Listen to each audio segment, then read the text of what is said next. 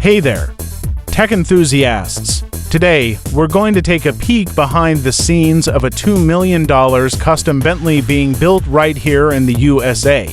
This luxurious ride is packed with the latest and greatest tech, and we're here to give you a sneak peek into what's new, what's easy to use, and what makes this car so advanced. So, let's dive in. First up, we have the all-new 2023 Bentley Flying Spur.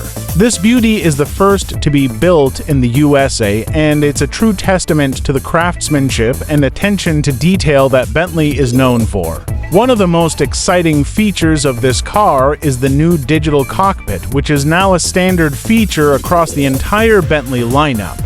This advanced system offers a sleek, modern look and provides a seamless user experience. Another standout feature is the new infotainment system, which is not only easy to use, but also offers a range of advanced features.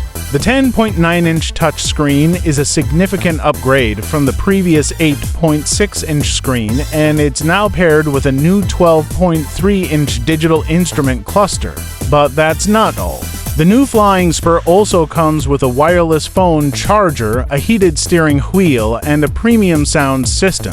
So there you have it, folks. A behind-the-scenes look at the $2 million custom Bentley being built right here in the USA.